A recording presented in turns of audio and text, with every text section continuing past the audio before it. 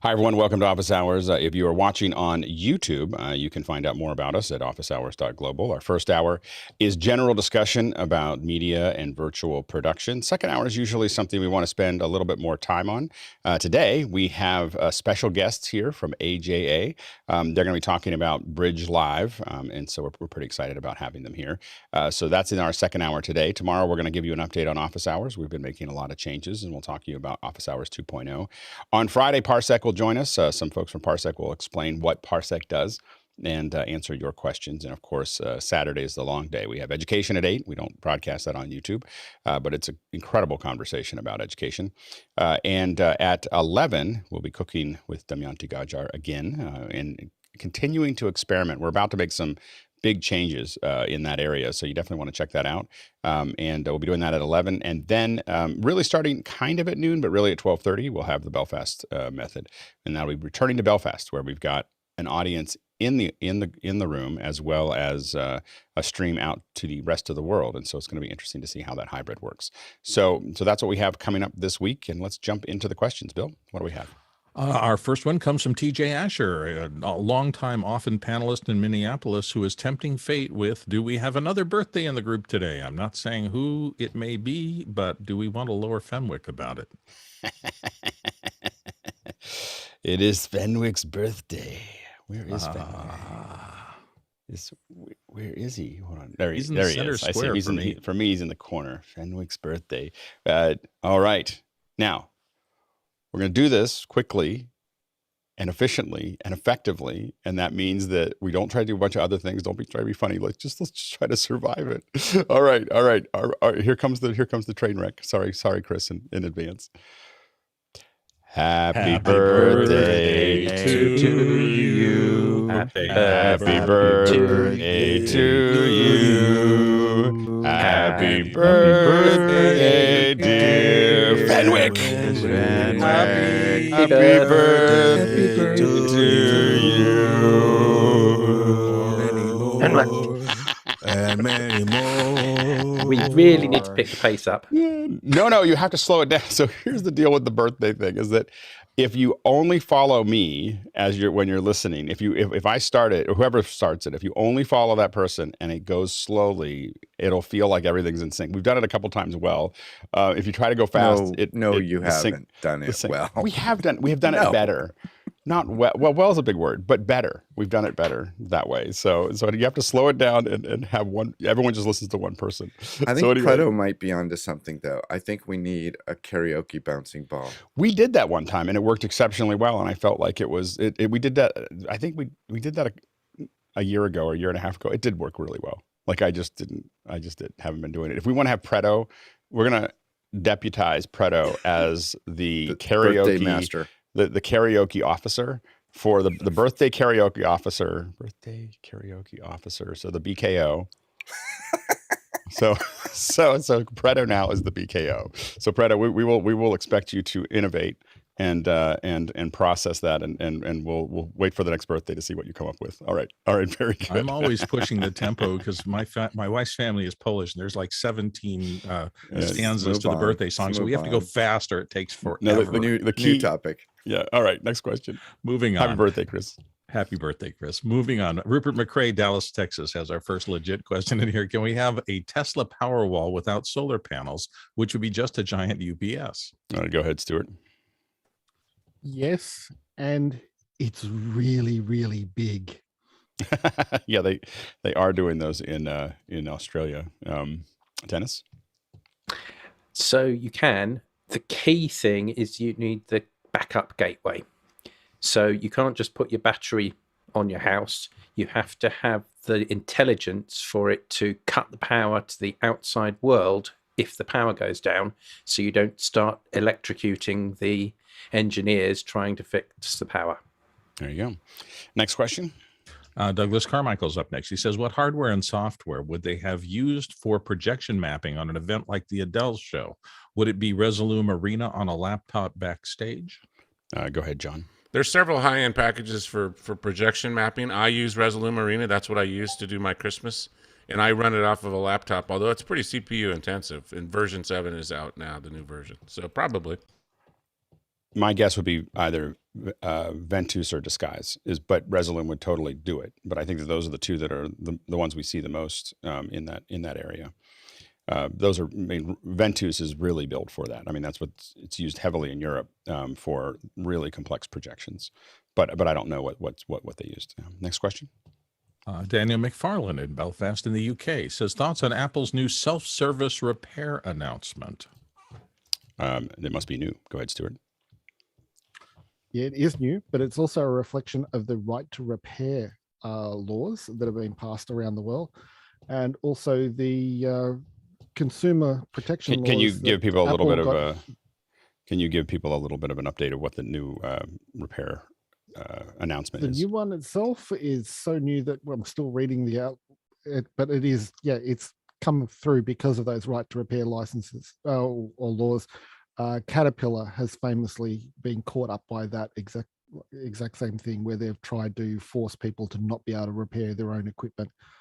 So it is a response to a legal thing that has been pushed through, and Apple are complying with it. And it's probably good for the industry to be able to do that. It means small repair shops all over the world will be able to repair things rather than having them shipped all the way back to Apple to be repaired. Go ahead, Jeffrey. So basically what happened was with the iPhone 12, if you tried to take apart or tried to switch around anything inside of there, the phone would not work. It would brick itself out. And there's been many YouTube videos out there that show you how that all worked. And then of course to continue with the iPhone 13. So with this, basically what would happen is you would say, hey, I need a part. You would get a certified Apple replacement part from Apple. You would then put it back in. They'd give you instructions how to take it apart, how to put it back together, and then you'd take the part and you'd have to send it back to Apple. So it's not totally free. You won't be able to get third-party parts coming into whatever Apple device that you're coming in. But I like this because I'm always a fan of repairing stuff. I remember when I was doing IT stuff, HP and Dell would send me parts and send me instructions on how to fix it. And I'd have things up and running within 24 hours rather than wait a whole week for me to ship it out and get a new one back. So for a company like Mac, or for iFixit, I think this is a huge win for what they did. For the small independent folks, this is a big kick in the teeth. So what they did is they said they're not giving them to they are giving them to everyone, but they're giving them to everyone. So they're by bypassing the small manufacturers and saying that the customers can fix their own. They created something that basically all the people who said they didn't really want to play by the authorized reseller rules, the authorized fix it, the authorized repair, they're basically giving users all of the tools. And so I have a feeling that for the authorized repair, it'll make little difference to their flow. For the actual individual user, you're crazy to open up your phone, but you can if you want. I've done it. I'm pretty good at this stuff, and I've broken a lot of laptops doing this. And so, just really think about that. But for the non-authorized resellers, this will be devastating. Like this is a devastating blow, because it means that if you're not authorized, people are more likely to fix their own gear than to take it to you. So it's actually it's a pretty genius move on Apple, but it's not nearly, and it will be very difficult for anyone to bother them now, because they've actually gone a whole further than they were asked to go. But it's going to be very, very difficult for people to get around it. Go ahead, Bill. Yeah, I'm a little leery of the whole thing too, and this is why the tolerance on these devices have become so tight that literally home tools are incapable of really working with them very well. And if you don't have machinery up at the level of almost nanometers. The other thing is that they may not break the phone at this point, but the idea that they'll maintain your warranty after you opened it up and started working on it is very low. Sure, the waterproofing, all those things, man, those are delicate devices. Yeah, go ahead, Courtney. Yeah, I think what they did is they did this to try and still maintain a huge amount of repair income, because their repair is going to be, okay, we'll send you the new board, the new logic board, as opposed to like Louis Roseman, who will replace the 39-cent cap that shorted out on your. I just don't think the repairs are very much money for Apple. Like I just think it's noise. Like the repair. I think when they income, sell you a new logic board for $800 for a 39-cent repair, that's a pretty good profit margin. it's just not that. I mean, I don't. It's a good profit margin. I just don't think that many people do it. And so I think that it is. I think that in the grand scheme of things, it's probably less than a couple percentage points of Apple's income. And so I think that it's really always been more, I believe, around control of people complaining that their phone caught fire or something isn't working, or they go on Twitter and it's not good for the brand. Most brands that want to control this have making money on the repairs is not really what they want. What they want to do is not have complaints show up on Twitter. And so what will happen now is people will go, oh, well, they repaired it themselves, and that, they'll discount everything that the person says after that. Go ahead, Jeffrey. I want to clarify something because, yeah, you could actually become a certified iPhone repair person, but it's still a certification that you would have to get so you can get the parts. So that would mean that you could go to your Genius Bar, you could go to one of the certified shops that do things like that, or you could become certified and be a work at home type person, so you could go go out and fix other people's iPhones. So it's not going to be something for everybody to do, and if you were to do it without having that certification, you would have to go through the old way to try and find things, because once again they want to keep those parts I don't think in tow so they can get them back. I think according to this anyway, it doesn't look like it looks like they're willing to sell it to consumers, but we'll find out. But I think they'll sell it to consumers, but you got to get certified on it. I don't think that okay, we'll have to see. Go ahead, Mitchell. How do you rate skill level of end user consumers? I mean, somebody who thinks they can fix it is different than somebody who knows they can fix it. That would be a problem there. That's the challenge. Next question. Nick Pavlinac in Southeast Michigan. Hi, Nick. In after hours, the Raspberry Pi was brought up. Will we be doing any more projects together? How's the group using them in their day-to-day routine, he wonders. Go ahead, John. When my bird's not eating all my Raspberry Pis, which she's done, we use them for Playout B, and I use them for playback, for video playback. When I do Halloween and the pumpkins that Chris and I and Doug just did in the bar, we used a Raspberry Pi 400 for that projector. They're perfect for video playback. Jonas? I'm using them for single tasks like showing an interface, a website, of course, Playout B and Companion on gigs. So I bring Companion always onto Raspberry Pis. So I have it as backup and it doesn't affect any other PCs. Go ahead, Stuart. Playout B, obviously, thanks to Jonas for writing such a great piece of software. Decaffeine for NDI streaming, either from the camera or from playback. And Video Ninja, this version called Raspberry Ninja, which can either use the camera or a HDMI to CSI board, or even a HDMI to USB board to get video straight across without needing to mess around with port forwarding in your own network setup. Go ahead, Dennis. So the lights behind me are controlled by a Raspberry Pi. I'm intending to play with a lot more once I have an ATEM, and I can bring them up on screen easily. I also have one collecting the data from my parents' weather station. Nice. And happy to do another Raspberry Pi hour sometime during the week. Saturday's a little busy, so we're probably not going to do that anytime soon. But during the week it's fine. The main thing that we're looking for after hours labs is trying not to do more than one a day right now, just as we figure it all out. So Monday and Tuesday, if someone wants to do a Raspberry Pi build again, or do a Playout B build, or anything else that we want to do there, you just got to let me know by Friday so I can put it into the announcements that are now going out on Sunday. You're welcome, Jonas. And so anyway, I did that just for you. Well, might have been a couple other people. You're the one that brought it up. So anyway, I took it into hand. I had it all done on Saturday, and I was like, I could just put this out. Anyway, so if you can get it to me by Friday, say we want to do 2:00 or 3:00 or whatever, or 10 in the morning, whatever that is, I'm happy to schedule labs, especially into Monday and Tuesday. We're doing Isadora and like kind of remote show design in Wednesday through Friday right now. But other days, the Monday, Tuesday are wide open. Next question. Douglas Carmichael, frequent questioner, says Sequential offers both module and keyboard versions of their synths. If you were building a small studio, would you choose the module if you already had a controller? The modules, he notes, seem a lot more flexible if your setup or space changes. Go ahead, Michael. Yeah, I would definitely go with the module. It would save you a little cash and it'd save you some space. As far as the controller goes, check out the Akai MPK series. It comes with huge plugins and bundles of software, and it's got presets for the major DAWs. So you can just pull up Logic, or you can pull up ProTools, or you can pull up Bitwig, and it instantly changes the entire board to control that DAW. It's got rhythm pads, it's got sliders for mixing, and check out the Akai MPK. Go ahead. Me? Yeah, Courtney, sorry about that. It depends.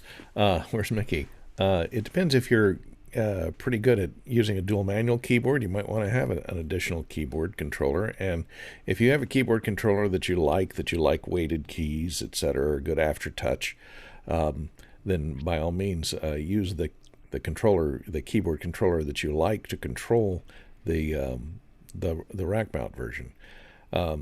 But if you may need an extra keyboard if you want to play two different synths at the same time. Next question.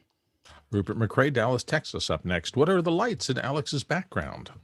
Eventually, it will be one of the Isadora labs that we do at 2 o'clock in the afternoon.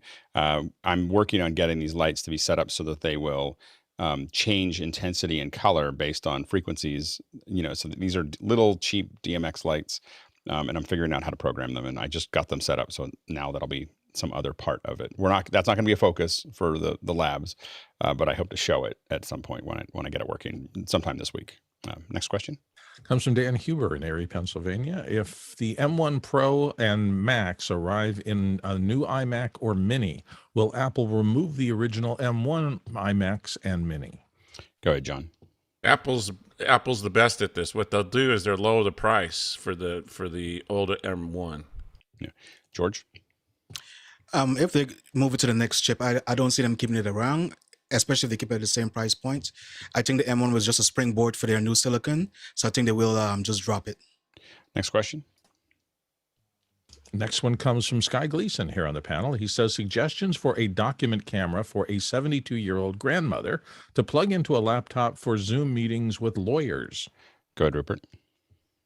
So specifically for Zoom, Zoom actually has some recommended cameras here. That's the Hovercam, I think, is one that comes up quite a bit, and there's an EVA one there also. But another way I sometimes do this is I just have a little box camera up here on an arm, and so that saves the desk space if you want to do it that way. And Roscoe? Yeah, an iPhone actually makes a pretty good document camera. And then I don't know if you've seen the little trick where people take a CD or a DVD and put it in front of the camera on the laptop and then actually just tilt it at a 45-degree angle. You put your document on your keyboard and there you go. You have it ready to go. And Jeffrey? Send me your address. I'll send you one. Very good. There you go. That's the power. All right, next question. Scott Mueller, Germantown, New York, up next. Can I create a makeshift telestrator with Keynote Remote on my iPad and an upstream key on my ATEM? Yeah, you can do it as upstream or a downstream. Typically, I would do it as a downstream key. And I don't know about Keynote Remote. I guess Keynote Remote would do that. You could telestrate on somebody else's system if you wanted to. So what you would do there is I actually don't know if the pen translates or how the pen translates over Keynote Live. But as an iPad, you could definitely do that over white frame. So when I do it, when I'm not using a real telestrator, I will have the iPad with like 40 white slides, and then I just swipe to the next one and start drawing again when I want to do something new. So that's yeah. So it could work. Yeah, absolutely. Next question. Comes from Dory Miles. It looks like at Lake Zurich, and the ask is, I am unable to get audio from Mukana on my Mac Mini, Dell XPS laptop, or iPads. What am I doing wrong? Is it working right now? I think we had some issues with Shoutcast. I think that we're just having, we're having a little bit of an issue with the Shoutcast stream that's going out. So stand by for that. Yeah, it's not working right now. Yeah. Next question. Danny Law in Malaysia is up next, running ZoomISO version 1.1.1, 5720p outputs on an M1 MacMini, 16 gigabytes. Before meeting started, activity monitor and the percent of CPU is at 365.8 and stayed there throughout the session. After the session ended, it changed outputs to 0%, CPU dropped to 14.6. Is this normal? I think that's an Andy question. Yeah, go ahead, Jonas. Andy has written yes in the chat. Yeah, it's normal. Yeah. Yeah, I was about to say that. Also, one of the really irritating things, if you look at Mac stats, processors can use over 100% CPU because they have 100% CPU per core. So on a 16 core, you still have stuff to go. Right. No, absolutely. Next question. That's an interesting thing. It's 100%, huh? Bo Cordell in Charleston, South Carolina. Can the Amazon Elemental encoders be used to achieve sub-second latency to an endpoint, maybe via SRT or WebRTC? Go ahead, Jonas. We'll probably have already an issue till you get to Media Live, where you could convert it to SRT or then to CDI to get it over to an instance that then converts it to WebRTC. It might be possible with the bigger appliances and using JPEG access, because that's built for sub-second latency, and then converting it to SRT or WebRTC, depending on where you want to go. It might be better to stay in the SRT and just put an SRT gateway in the cloud. So the SRT just bounces through the cloud and you can get it down to an SRT decoder. I've had a lot of sub-second latency stuff with that. Yeah, the larger appliances can do sub-second if you have the connection for them, so that you can do the JPEG XS, I believe, but that is a special setup to make it work in the cloud. Next question. Jack B in Phoenix, Arizona is up next, and Jack says, had to suffer through a painful all hands yesterday with unfortunate audio mixes from C-suite employees. Any word on producing an example of how you sound now and how you could sound with the right kit? Rupert? I've actually got something cooking on this, so watch this space. Should have something by next week. Nice. Very good. Next question. Greg Egan in Portland, Oregon's next. He says, video drop issues to projectors. Sending video out of an ATEM Mini Pro to a Blackmagic bidirectional micro converter, HDMI to SDI, to another converter. At times, we've lost the feed to the PJs. Cycling power on the converter would fix it. Does anybody know why this is happening? Go ahead, Rupert. Just kind of guessing, but I'd check the power supplies, maybe swap those out on those converters. It could also be some kind of weird ground loop, grounding issue, interference getting on that cable, just knocking the sync out, depending on how long that cable is. I'd try and swap out the cable or just check it out.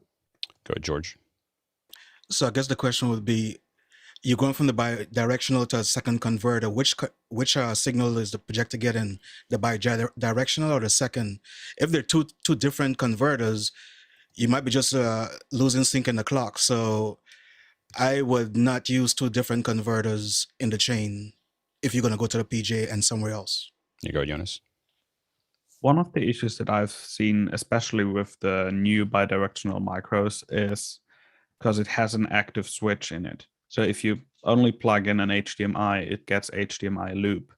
But if you plug in an SDI, it switches the mode, and then out of the HDMI out, SDI in comes out. And because of that switch, I have seen it lose connection when there's a small slip up that causes it to switch which mode it is in. Sadly, you can't fix that at the moment yet because you can't fix the mode. Yeah, go ahead, Courtney. Yeah, what Jonas has said may be true. Maybe if you put a terminator on the SDI input so that it doesn't pick up any spurious input that could cause it to switch unbeknownst to the user. Yeah, I don't know if these are the best tools to do that with. I think that you may get a little bit more latency in those things, but I'd be really tempted to do a decimator, on either end, to convert it to SDI and then back, or to use more standard. I think that Jonas is onto something in the sense that I think that it is it's part of you're asking the bidirectional to do something it's not built for. You want a straight HDMI to SDI conversion and an SDI back to HDMI. You also may want to have something that is going to correct frames, like a decimator that's going to kind of fix that and regulate it, as opposed to just passing it through. It could be an interaction between changing frame rate subtly, like 29.97 to 30, and hitting the projector and not the projector not being able to react to that. Go ahead, Jonas.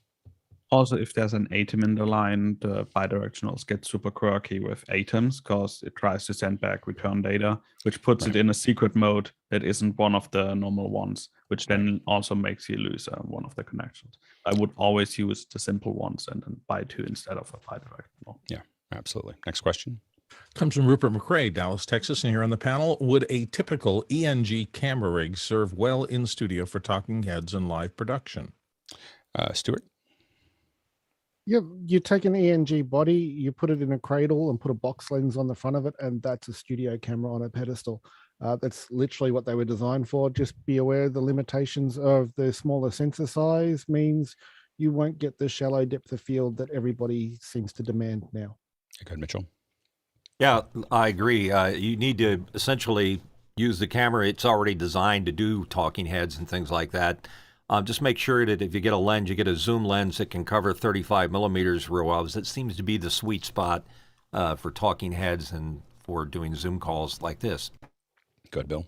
It caused me to wonder if people are starting to think of live production as Zoom production. And in that case, sometimes the big older generation cameras aren't the best choice, but I don't think we're that far down the road there. So I think the advice everybody else has given is old standard. I really consider for a studio talking heads, it is dramatically better to have Super 35. Like as someone who's done pretty much every size from 1/4 inch to full frame. Full frame can be, I don't think you get as much out of it because you have to close it down a little bit because everything's too shallow a lot of times. And so on the longer stuff, so Super 35 is kind of the right mix of that. So the problem with standard ENG, not the new broadcast that Blackmagic, as I was corrected, it is actually Super 35. But for standard 2/3 inch, you get a sharper, you don't get the nice soft depth of field. That actually makes a difference on a bunch of different levels. Number one is it focuses the viewer on that person, especially in talking heads. Number two is it compresses better. So it actually, the compression will work better because you're simplifying the background for the encoding. Next question. Douglas Carmichael asks the IBC 2021 director, and there's a link there for what he said that back into business in person is essential for the industry. Considering what we've done in office hours with the Belfast and Mobley methods, is that truly as essential nowadays? Go ahead, Jeffrey. When it comes to the business, there's always going to be somebody that needs to come to flip the burgers. That's the bottom line. But there is something said to having an in-person conversation, and especially if everything just goes cattywampus when you're doing a production in the cloud, somebody that can handle things and make sure that there's an understanding, there's things going on from there. So with that, having everybody there we've now found a possibility that you can bring a portion of your staff in there to work, but there's probably still going to have to be some faces. I know when I went to Infocom, I met some people that I wouldn't have met before, including the organizers of IXA, and sometimes that's very important to have that face-to-face contact. Good, George. I mean, having that face-to-face contact is great, but I think over and over again, we've proven here in office hours and elsewhere, Apple, for instance, that in person is not essential. I mean, we all know we all go to NAB and IBC, and you spend most of that time socializing or walking around. But I think they're just forcing the issue right now. Go ahead, Bill. It's interesting to me that the person saying that in-person is incredibly key is somebody who runs a huge in-person event. I'd always look at who's talking and whether there might be an agenda that they have behind the scenes. Yeah. And there may be the case of that going on here. Go ahead, Jonas. I was about to say, his business and his industry definitely needs persons in Great person. person. Our industry doesn't That need does that. not. We don't need that anymore. Go ahead, Sky. Well, again, Maslow's law, talking about the things you need, and people are what you need. And how do we stay connected with people? And yes, back to the why is he saying his thing is important? Well, because his thing is starting to be challenged because we're not in that space. Yeah, I mean, I think that especially as we start having more and more second hours with some of the folks that I would basically, when I look at second hours, now when I'm trying to plan them out, I'm just thinking about all the booths that I visit at NAB and IBC and just trying to think about how do we get them on the show. But an hour here is way more valuable to me than any booth time I've had in the last 5 years, so because I just learned so much from everyone else here asking questions. So I think that I feel like I know my event experience is over. Like I don't know if I'll ever go to a conference again. Like I just don't think it's worth the trouble anymore. Next question. Douglas Carmichael's up next, and he says, if you were buying a MacBook Pro to run Cinema 4D, would you go for the 14-inch or 16-inch screen? He'd definitely get the M1 Max. Go ahead, Michael. It depends. I know everybody says that, but it does depend. If you really need a portable rig, go with the 14. If it's going to sit in clamshell mode, I would go with the 16 because of the higher screen estate that you're going to have to run Cinema 4D. And how many monitors are you going to run off it? Is it just going to be in clamshell mode and you're going to run monitors off of it? Then I would still probably go with the 16. I guess I think I would reverse what you just said, which is that I would say that if you're going to go mobile, you want 16 to have the real estate when you're on the road, and if you're going to go clamshell, both of them will run the monitors. But yeah, it's our opinion. Go ahead, Mitchell. Yeah, I concur. I think that having the ability to plug in literally any monitor into that laptop, so it kind of leans me towards the horsepower that the CPU has to run Cinema 4D. And I don't know if Cinema 4D has been threaded for multiple cores on a Apple Silicon. Okay, it has. There you go. So it's super fast. Go ahead, Bill. I'm just astonished at how capable the laptops are these days at multiple screen work. I'm sitting here surrounded by 6 screens, one of which is doubled through HDMI. And the fact that the GPUs built into even this prior generation laptop has no problem driving those at reasonable resolutions. Right. I just don't think that was available before. So in terms of even something like Cinema 4D, I think there are plenty of solutions that'll give you the horsepower now with these new generation chips to do that fluidly and smoothly. So it's just a matter of what you want to travel with and what you want to use. Jeffrey?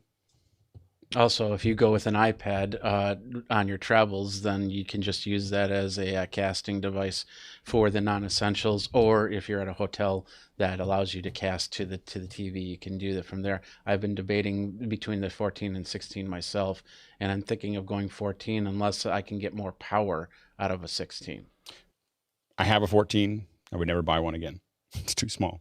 Like it's just too cramped. I think that my experience is of buying a 14, thinking, oh, I really want something to be more, more portable and more compact. I'm paying for it. So if I ever get a laptop, whenever I get a laptop again, which will probably be in years from now because I don't travel as much, I'll get the biggest one I can get, to make that work. Because if I'm somewhere, especially with Cinema 4D, I will tell you that the interfaces are intricate.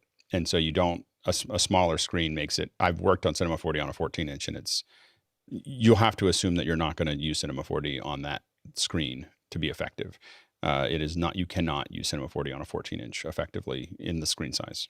Go ahead, Sky, real quick. Well, the question for you, Alex, is horsepower versus screen real estate. Because could you want not both with Cinema? Okay, I'm just telling you you it's an intricate. It's a small. There's a lot of intricate things in there.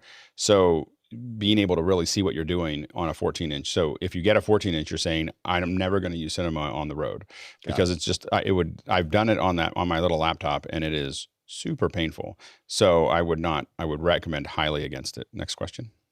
Tyler Roberts in Chambersburg says, is there a way to run Ethernet over existing coax cable in a house in order to get wired internet to other rooms? Go ahead, Stuart. There's actually 3 solutions here. One is the old method, which is 10 base 2, and don't do it because it's really, really slow and you will hate yourself.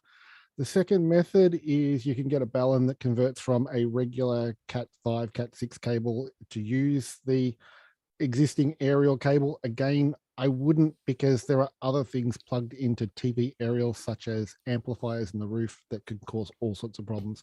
Frankly, the best solution is to actually use the coaxial cable as your pull through and pull through some Cat6 or a fiber connection and do it properly. Go ahead, Rupert. Plus one on the pulling the cable out if the construction of your home allows it, but there are some standards for getting Ethernet over coax. There's a couple. There's Mocha and HPNA, and they actually there's a couple of different variations there. But one of the Mocha particularly can coexist on the coax with a TV signal if you actually have it on there.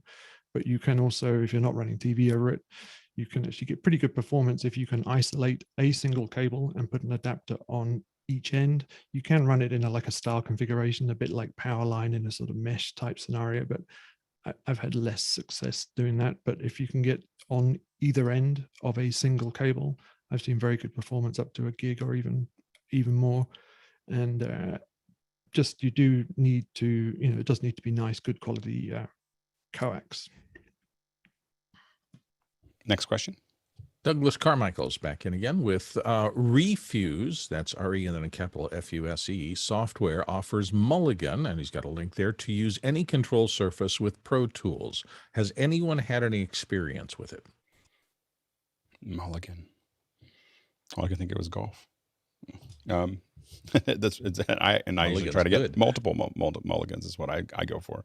I don't think any of us have used it. Next question. Jonathan Swan in Upper Marlboro, Maryland says, what tool do you use for transmitting HDMI wirelessly? Specifically, trying to take the mini HDMI feed from a DSLR and send it wirelessly to a display or capture device. Go ahead, Stuart. I'm going to chase down a link for a wireless HDMI thing that I know of. I just got to chase it down for you. But when it comes to the capture device, don't do it. You put the capture device on the camera, run from the camera into something like the Shogun you can see behind me, and use its HDMI out to loop through to a wireless transmitter, because you will get a better record quality and you won't end up with the recording dropping out if anything affects your wireless signal. But I will find a link for the correct device to do it. Unless said camera is a crash cam, then project wirelessly. Go ahead, Mitchell. I'm sorry, I'm reacting from that. The Teradek makes a new monitor. It's a smart monitor that is very robust in its ability to do exactly what you're saying and avoid the problems that Stuart was just mentioning. Yep. Yeah, Jeffrey? I'd wait a little bit and see what happens with the 6E Spectrum. I don't think there's any boxes out yet that are using the 6E Spectrum, but that's designed to actually push video back and forth. So if you decide to do it, keep your connection short and try not to put walls in between your wireless stuff. Yeah, for short runs, you can get away with a lot of different things. So you can, for short throws, 30 feet, 40 feet, a lot of things work. Hollyland works actually pretty well. It's relatively inexpensive. And I've seen those used on set. I think Small HD and a mixture of Small HD and Teranex or Teradek is what we've used mostly. So yeah, all of those work. Next question. Next one comes from our own George Kennedy. And George, here on the panel, says, has anyone tested the Aperture P60X and P60c lights for office hours use? Go ahead, George. So, yes, I'm not answering my own question. I just want to kind of share with you. He throws the ball. He catches the ball. Amazing. So I had the Nano 25s, which I was really happy with. But the drawback was not being able to control them from an app. So these are the two P60. These are the X's that I'm using for the front, and in the back is the P60C, which is the color. It's the RGW. You're able to mix the colors. So I just want to show you guys the new Aperture small lights, which is an option for about $1,000. I think $1,200 you could get the two lights and a backlight, which is pretty cost effective. So I just wanted to show you guys what I changed to. And are you, for these lights, you're controlling that through an iOS app? Yes, this is the Sidus link. And so do you I've know got them. Oh, sorry, you probably can't see that, but I've got it set up. Does that work on an iPad as well? Yes, absolutely. You actually get more control on the iPad. You have to buy into the app, but you do get more control. And do you, just to take this all the way past, can you run it from an M1? You know if you can open the iPad app in the M1? You can. I saw a little bit of issues with it, but you can load it up on the M1. What are the issues? The display, the app, the UI of itself is a little wanky. Okay, got it. Okay, Bill? But other than that, the reason is we send out kits, and so the idea of being able to have something that we could control all the lights from the kit is interesting to us. Although we want to be able to control them remotely, so that's. And I would say that these are at 25%. My Blackmagic cameras are f1.4, and these are at 25%, and the backlight is at 15%. Wow. So they're really powerful. Yeah, that's great. Go ahead, Bill. That's exactly what I was going to say. Aperture's they've come along a real fast, long way. They were one of the leaders in the chip on board, a cob individual LEDs that, emitters that could work a little bit like traditional lights. So it's a point source rather than an array. These are arrays, and just a standard thing, which is they're hard to use barn doors and cutters on, but they're really, really robust lights. And I've had the same experience that George is talking about. Everything I've used from them has been so much brighter than I expected it to be that I really had ended up using a lot of ND and other things to cut the signal, the light amount coming out down to get it into a usable range for these modern cameras that are so sensitive. Go ahead, George. So real quick, Bill, now that you mentioned that, I should say they're at 25%, but this is with the diffusion box and the air crate on the front of them. So I'm actually cutting the light down to get a little wraparound. That's been my experience too. They're just so bright naturally that you'd have to do a few things to get them down into a range where they're usable in a lot of circumstances, like here in a Zoom setting or something. Next question.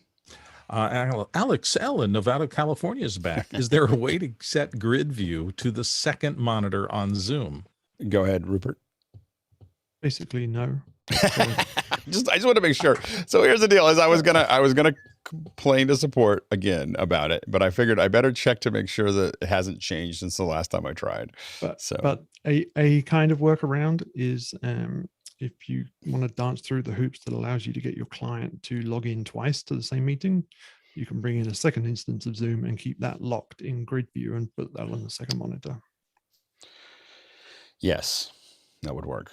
Yeah, the hard part is that all the controls are in the first one. So the idea is I want to have the one without controls on the second monitor, and I find it to be baffling that Zoom doesn't let us put a grid on the second monitor. It's just weird. Next question.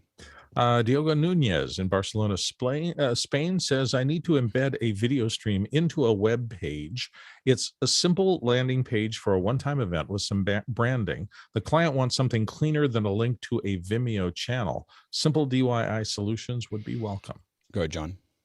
If it's an RTMP stream, then the player that I like the best is JW Player, because I've got complete customizability. JWPlayer.com.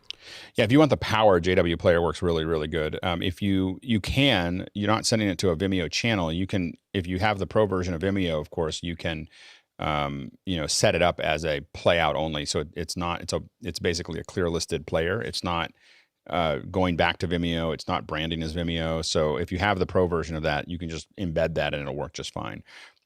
So that's possible. As JW Player is a great solution. If you go into the kind of the heavier guns or heavier iron, the Akamai player is very robust. But then you're streaming via Akamai. so those are things you need to think about. Next question. Jen's in Sandpoint, Idaho is up next, and they say, what are people's experiences with the OWL cameras or other similar 360 cameras? My local city would like to have a conference room streaming solution and are not interested in one wide-angle camera to cover the whole room. Go ahead, Rupert.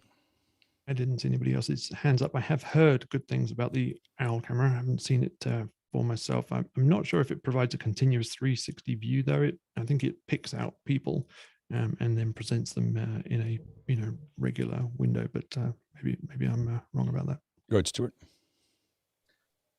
The problem with the 360 camera is you very quickly lose resolution as you zoom to any area you want. You want to make sure that the angle you choose is no less than 1920 pixels wide. So HD width and size when you screen. So that limits you. This is a 4K sensor, Kodak one. and it's fine for doing background stuff. But if you try to zoom to any HD area, it loses resolution very quickly. It's a case of this is the ideal application for 8K sensors because it keeps that detail, so you can do that digital zoom into your active area without losing detail. Yeah, the big thing that I think government doesn't really get about streaming, if they want to use this for meetings, it's one thing. If they want to use it for streaming, and this is C-suite as well as governments, as well as anybody who's trying to lead people, is they don't realize that there is they don't really think that there is a gravitas to your camera and audio that basically when you do cheap streams, when you cut corners, you undermine your authority. like people have to understand you are undermining your authority, and your only job in the government is authority. So the thing is that that's the only thing you have to do is get people to do things. And so the idea that and I got to watch this last year a lot. The idea that people in authority, are using using cheap cameras, and this is, I would call the OWL cheap camera. And they look bad, they look stretched, they look underlit, they look they have bad audio, really damages how they occur to the people who voted for them. The people won't complain. Some may watch it, but they'll watch less of it, and they'll think less of the person subconsciously. And you got to be really careful, because subconscious discounting is way more dangerous than conscious. Conscious you can do something with. Subconscious of you mean less to them is devastating. And so it's why the people who know what they're doing are, when they put on a suit, it's tailored. When they have what color tie means something. Like people who and this is the same people who don't want to spend any money on cameras.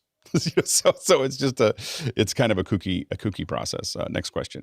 My recommendation, by the way, is look at Final Cut, the Final Cut virtual user group from years ago that we used to do. That's what I would do for a city council if I was going to do it all virtual. Is I would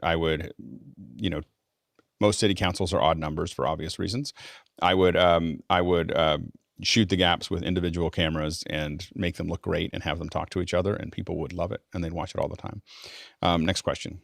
Rupert McRae in Dallas, Texas, and here on the panel says, do you have any success stories of using hashtags online on social networks? And can we get more followers on the Office Hours Global hashtag on LinkedIn? And has a link there. Go ahead, Jeffrey.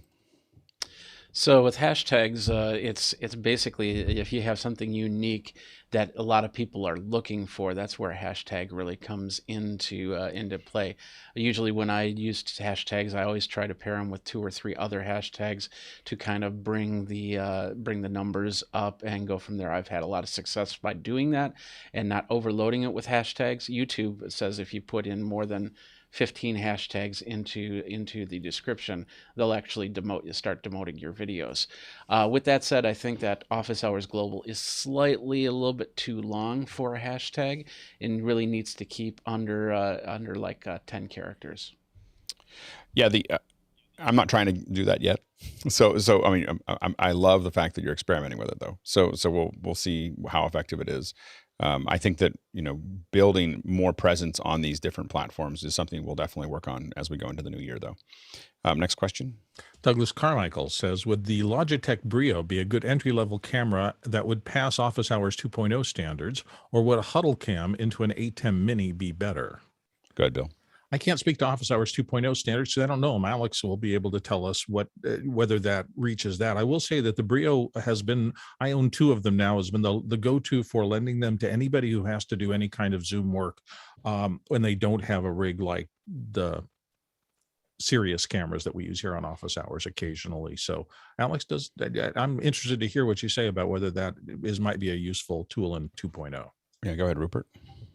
The huddle cam is nice because it does give you options. It's got the USB output and the HDMI output, but I do think the Brio looks better. I do too. Go ahead, Jeffrey. Yeah, both of them have unique uniqueness to them if you want to do one thing versus the other. But the Brio, bottom line is the Brio is going to be the easiest to plug in, the easiest to control, rather than the huddle cam, because there's just a lot of working parts there. Yeah, I mean, the nice thing about the HDMI out to the ATEM is that you now have other controls, other things that you can do with it. But I think that either one would be fine for now. Like I think that there's some point where we'll want people to have more than web cameras. That's not going to happen anytime soon. So I think that the webcams are fine, in that area. So and the best thing to do is keep refining what you're doing and how it looks in after hours and on the weekends, as opposed to during the week. We'll be a little bit, as right now we're still in experimentation mode. As we get to the end of December, we'll be experimenting less. Next question. Douglas Carmichael is up next, and he says Liquid Sonics offers Atmos compatible plate reverb. Could you use it to create a space to sit an Atmos music mix in? Yeah, I mean, I think that I don't know what, it'll be interesting to see what Atmos compatible actually means.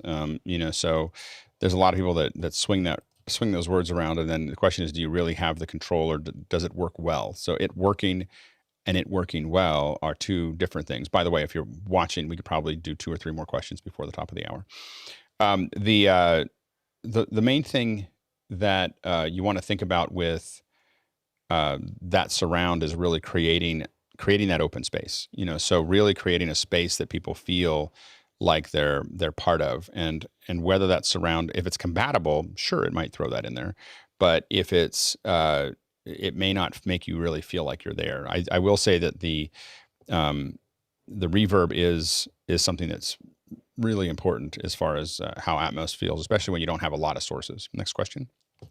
Next one comes to us from Douglas Carmichael, often here in our question queue. What if your DAW, your digital audio workstation, does not support Dolby Atmos?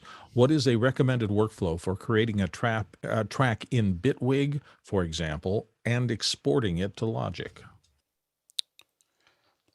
I don't know. I think that if my DAW didn't support Atmos, I'd probably use a different DAW. I don't know if I would spend more time in one that I can't use spatial. Next question. Rupert McRae, Dallas, Texas, is up next. I've been browsing around LinkedIn Learning. The production value of most video material seems very high, but also seems to be independently produced. What resources might these content creators have access to? From what I've heard, there's a lot of pre-production that goes into this. Go ahead, George. So I could answer that a little bit, because obviously DC is a big hub. Folks like Richard Harrington, Albert Shapiro, and Robbie Carmen. Yes, Alex is right. They have their own kits, and LinkedIn does have specs that they want to produce from. So most of these guys have studios, Rupert, and that's how they're able to work for LinkedIn and produce for LinkedIn. So it's a whole team of folks that's actually producing, freelancers that produce for LinkedIn. Go ahead, Courtney. I think LinkedIn Learning bought lynda.com, and so they imported all of those instructional, very nicely produced instructional videos from lynda.com into them. So maybe that's what you're seeing, which were all very professionally produced and financed. So lynda.com was a mixture, and so is LinkedIn Learning, of they have their own studios that they can shoot with. So they produce the very highest end stuff that I've seen on LinkedIn Learning is produced by LinkedIn. So they're big cameras and they're shooting with sets and everything else. And you can tell that they think that market's going to be a big one for them because they're putting a lot of money, production money into it. But you can, if you're kind of a known entity to them. So someone like Richard Harrington is a known entity for them. He's been doing this for a long time. They're willing to let Richard do his own because they know what kind of quality he can produce. And so for different people, it depends on if you're just an expert and you don't have a video production background, they're going to do it for you. So if you're talking about AEC or you're going to talk about something else, they're going to do it for you. But if you're already a video producer and you're a known quantity to them, then they'll let you do it. But they'll obviously need to be able to sign off on it. Next question. Got a couple more here before we move to the change. James Babbitt in San Diego says, what dashboard mounts would you recommend for an iPhone for live streaming and for hands-free calling and navigation? Go ahead, Michael. Yeah, I really like proclipusa.com. They have all kinds of clips for every kind of car, and you can mount a base unit. And then every year when you get the new iPhone, depending on the size change, you can just get the clip that changes for the top part. And sorry about that. Go ahead, Rupert. Yeah, +5 on the Pro Clip stuff. I love it. I've got it in all my vehicles. And just like has been said, you get the base for your vehicle and then you get the adapter for your device. But also I like RAM mount stuff. That can be pretty good. Yep. Go ahead, Bill. I was going to suggest RAM mount if you don't want it to fail. They make a lot of the stuff that law enforcement, things like that, use in their mobile offices, and they're pretty rock solid. The other one to look at is Film Tools has an entire collection of suction cups that you'll feel like are going to tear the ink, literally tear the paint off your car when you put it in, but they won't. But what it does is what you're looking for a really high quality one is a pump. So you want to see that suction cup go in, and you want to be able to pump air out of it, and it'll pull it into the system. So and film, the Film Tools collection comes from very small ones to large ones, and they're pretty good. Usually they'll outperform their connection. I found that if you take a Theta and you put it face towards the front of the car at about 55 miles an hour, the suction cup will work perfectly, but the 1/4 inch will fail, and then a truck will run over it. And you won't get anything out of it. All right, next question. Rupert McRae in Dallas, Texas. What did vMix Call have some kind of outage yesterday? Did we see any outage with vMix Call? I didn't. I don't know if anyone was using it. Go ahead, Rupert, real quick. It's just something that I heard. I just wanted to kind of rumor thing. Just wanted to see if we knew anything. Yeah, no, haven't seen anything yet. Next question. Douglas Carmichael says, I've been designing my personal studio lab rack, and so far I've focused on the networking IT side. For the audio first person, should I focus on IP controllable mix engines like Alan Heath's DLive SQ, or would a small video setup be best for virtual production?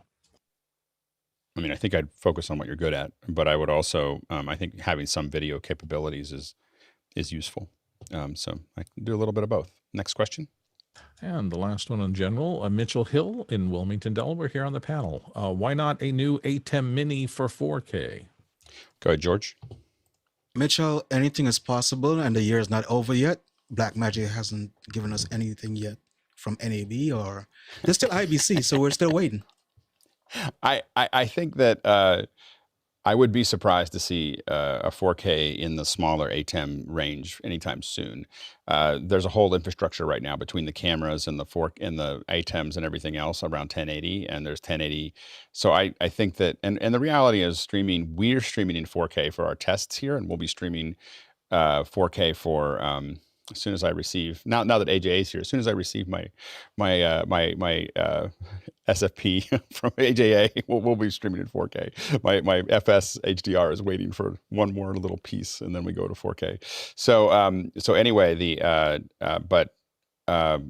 I think that it's not really practical unless you're really trying to push the outer envelope, that 4K doesn't make as much sense for production at the moment. So I think that it does make sense for some of us, but I think for the average person buying an ATEM Mini, I don't think it necessarily does. Okay. Oh, go ahead, Mitchell. You want to say one last word real quick? You know me, Mr. Snarky. I think 1080 is the new 3/4 inch format. Okay, very good. Okay. Now we are changing subjects. I'm really excited to have the folks here from AJA. We have Bryce Button. Hey, Bryce. Hey there, just made sure I got off mute. yeah, absolutely. And Steve Holyhead here from AJA. Hey, Steve, how you doing? Very well, thanks. Glad to be here. Super excited to have you. So we're really glad. We took a little while for us to get all the everything to align to have you on, and we're really excited to have you here. And I know that AJA has been going through a lot of changes, really focusing on not changes, but just really focusing on different things than what we're used to. Do you want to kind of underline some of those moves, Bryce? Absolutely. Yeah, I think AJA has probably been very well known for a long time for great point-to-point conversions. And that's how a lot of people have encountered us, whether it's little mini converters or solving a particular solution. But if you look at what we've been doing over the last 2 to 3 years, we've taken the general bridging concept where that was point-to-point, and now we're trying to deal with the fact that there are a ton of different ecosystems out there, all with different histories to them, and bridging to new ways of thinking, new ways of working. So over the last 2-3 years, we've spent a ton of time looking at what our clients have been doing and where they're trying to go. And it, started in some ways quite simply with something like Dante Audio with SDI, and we got out an open gear card that helped bridge those two ecosystems as we saw people were starting to mix things. In the last year and a half, we then looked at the reality of streaming, right? And Steve has been, leading a lot of these kind of changes. And in that context is the need to deal with SDI, a whole bunch of different codecs, all the way up through HEVC, JPEG 2000, etc., plus all the various protocols out there. And that led to Bridge Live. And then our latest announcement over the last couple of weeks, which we introduced at InfoComm, was the reality of, what's happening within the IP world and what is seeing a lot of traction. We've been involved with stuff like ST2110 for quite some time, but that's pretty heavy infrastructure. And for a lot of users, we found they were turning to things like NDI. And so now we've introduced the Bridge 3G NDI, and that the whole concept there was, we've been dealing with new tech for years, and we've talked about little point-to-point things in the past. But as we started to look at the proliferation of other vendors producing items, cheaper products coming out of Asia, etc., where there seemed to be a real big gap or problem was bridging many, many different NDI devices into SDI and back out. And so as part of that, we've now brought out the Bridge NDI 3G, which has 16 channels happening simultaneously for HD. So it's the densest device out there for dealing with a lot of NDI sources.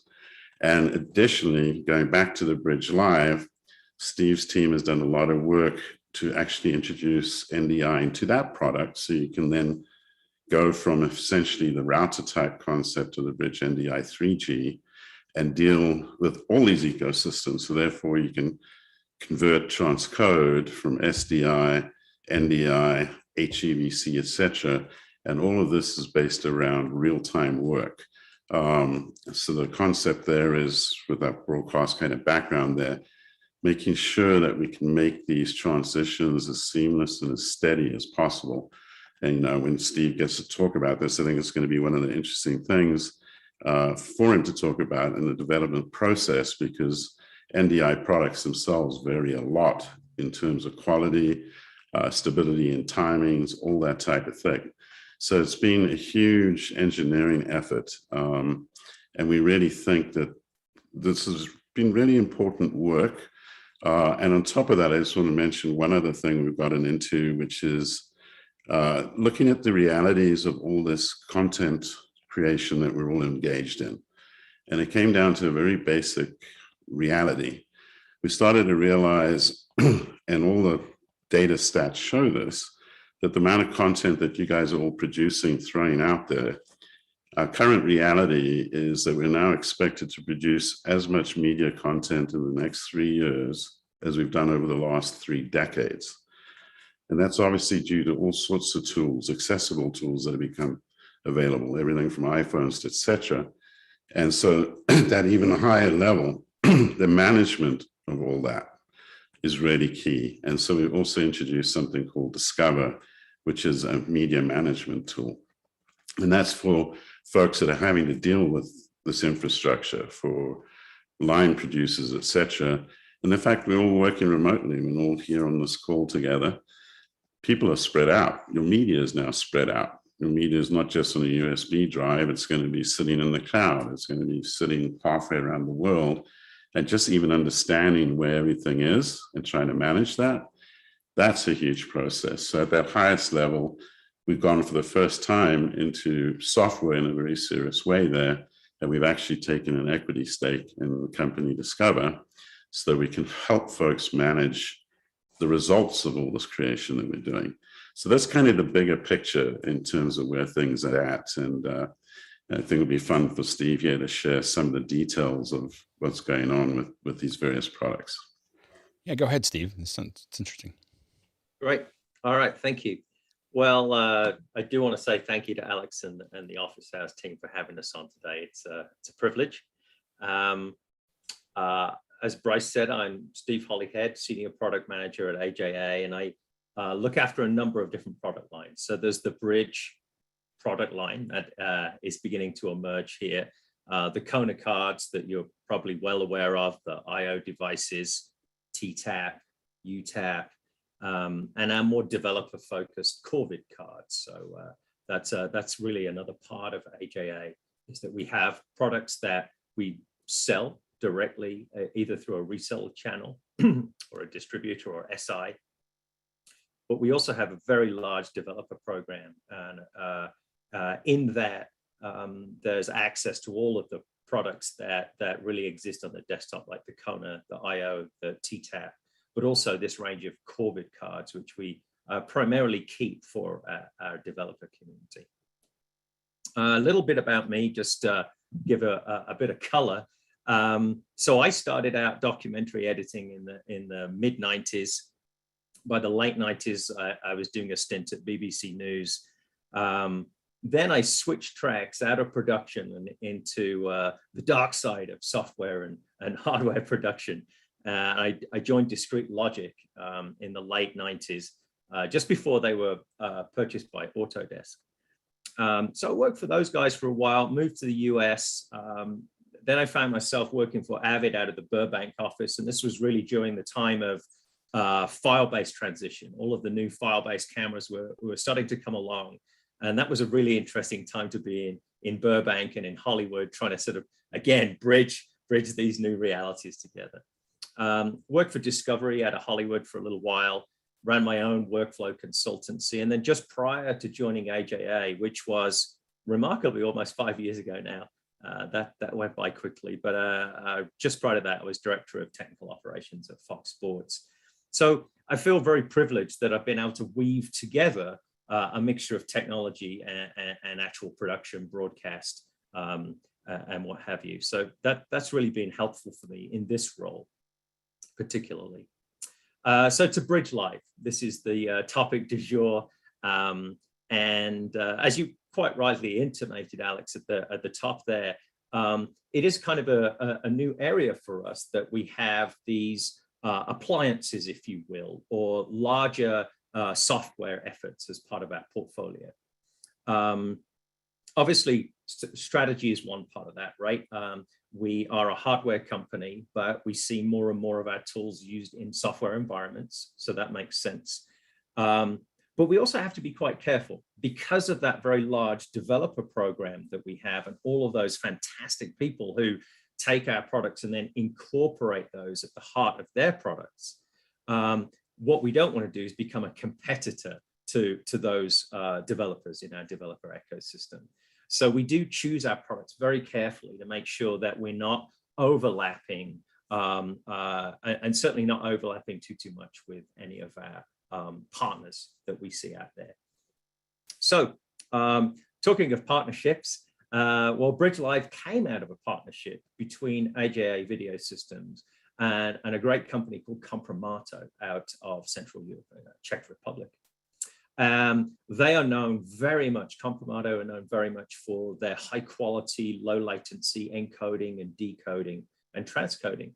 And when you put their software together with our hardware and our management of the hardware process, everything from support through to QA, testing, assembly, all of that kind of stuff, procurement, you get a very strong partnership and a very strong product.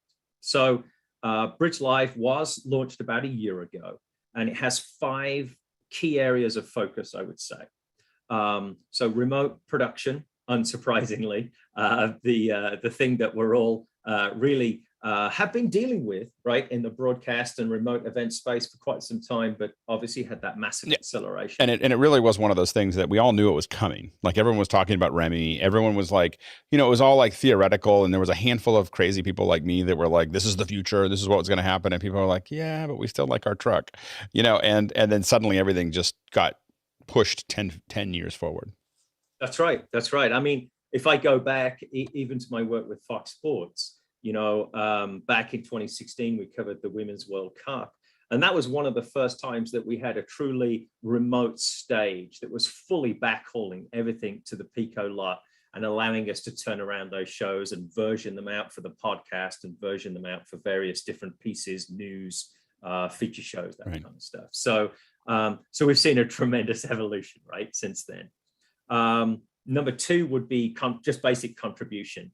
You're not the end-to-end device, you're simply a contributor out there, and somebody else's ecosystem is managing all of that content and sort of aggregating it. And so Bridge Live could be used as a standalone contribution encoder in that case. A third item that we like to focus on is collaboration. So, you know, obviously everything from post-production supervision to being able to look into a on-set reality, maybe look at a camera if the producer or director can't be there, for example. Streaming by a CDN. So that's you know, something that a lot of devices do, but here in the same package, you can do that too, right? So you can get out to your YouTubes and Facebook Lives and what have you. And can that go to multiple outlets at the same time? You know, outputs. That's a great question, Alex. Yes, it can indeed. So one of the nice things about Bridge Live is that you can take your input, whether that be SDI or that be an IP video input, and you can create a pipeline. And the reason we call it a pipeline is that it's not a simple input to output one-to-one relationship. You can take the pipeline and you can be outputting to multiple different destinations simultaneously, different raster sizes, different destinations, different bit rates, different protocols if you need to. So thanks for that. And then finally, delivery. You know, Bridge Live can also create AVR ladder profiles. You can do HLS handoff. So, you know, really you've got your remote production, contribution, collaboration, streaming, and delivery. And that's really the 5 key areas that we look at when we're developing the product and talking to our customers. And to back up a little bit, you know, this is a 1U server product or appliance, software defined. So it's software defined encoder. You've got and there's with Live you have is it come standard for SDI inputs? Is that? That's correct. And are those 12G or 3G? Okay, yes, they're 4 12G SDI inputs or outputs on the box. And when you say inputs or outputs, so they can be defined either way. Correct. Yeah. So you know, when we talk about Bridge Live, what we're talking about is a simultaneous encoder and decoder. So you could have one channel going in one direction and 3 channels going in the other, for example. And that really is a nice advantage. You know, there are plenty of really good standalone encoders or decoders out there. Right. But there can be some situations where that can get quite expensive per channel. Based on the fact that, you know, if you really just needed to take in 3 cameras and send back a program return, right. That could get kind of expensive if you were dealing with dedicated encoders and decoders. And when these 2 bridges, I'm going to ask you one more question, then we're going to probably open it up we got a ton of questions lining up. So we want to make sure we give everybody a chance to ask them. But the last thing I'll say is when these 2 bridges talk to each other over the open internet, what protocol are they using to and what kind of latency are they getting between the 2? Right, exactly. So, well, first of all, let me just say that apart from the SDI, we do also support, you know, H.262, H.264, H.265, and now NDI, all as standard across the box. We do have an option for JPEG 2000 as well. But in terms of protocols, yes, I mean, for the JPEG 2000, we support VSF TR01. But across the board, MPEG TS, RTP UDP, MPTS for input, RTMPS for output, and then HLS and SRT as well. So latency is always going to be a function, of course, of the format, the processing, any video processing you're doing, and then, of course, the general network conditions. But we find ourselves in a very competitive position in terms of latency. If we're going head to head with other big brand encoders out there, most of our customers are very happy with where we fall in that sweet spot. That's great. Yeah. I'm going to open it. Unless you have anything else you want to say, I'm going to open it up to questions. We've got quite a few stacking up here. So let's. I think we go to I got plenty other to talk about, but let's go with the questions. Let's go through the questions, and if we don't get to anything near the end, we'll make sure that we tie it all back up again. Let's go ahead. First question. Comes from Jonas Dottel in Stuttgart, and it's on a subject we were just talking about. How fast can the bridge take changes? Could you sync it with the cuts of a switcher to correct on the program versus the camera feed? And I'll be able to give an unequivocal no on that one. So both, so a Bridge Live device and our Bridge NDI device, they are really not considered live production tools. What they are more is a way of taking a format that you have and making sure you can get it out in the format that you need. But yes, if you're making a change to a pipeline or something like that, the channel's going to relock and you're going to get a momentary pause while the system reconfigures itself and continues with its job. Absolutely. Next question. Joe at Alpha Creative in Gainesville, Florida says, can the current AJA ROI, HDMI, or SDI handle cropping in on the center of a 1080 by P30 video and rotating it for output on a vertical monitor? And also, will AJA be updating the ROI converters to 4K? It's a lot all of right, so questions. now I'll let Bryce do that because that's not my product line at all. Sorry. Right. So, yeah, of course, when it comes to the ROI, that just stands for region of interest, for those that might not be familiar.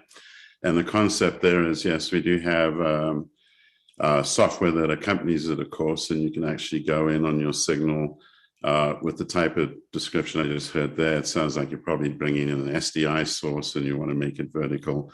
That is all doable. So in fact, we use that a lot for driving vertical screens. We have a lot of clients that need that in the retail space.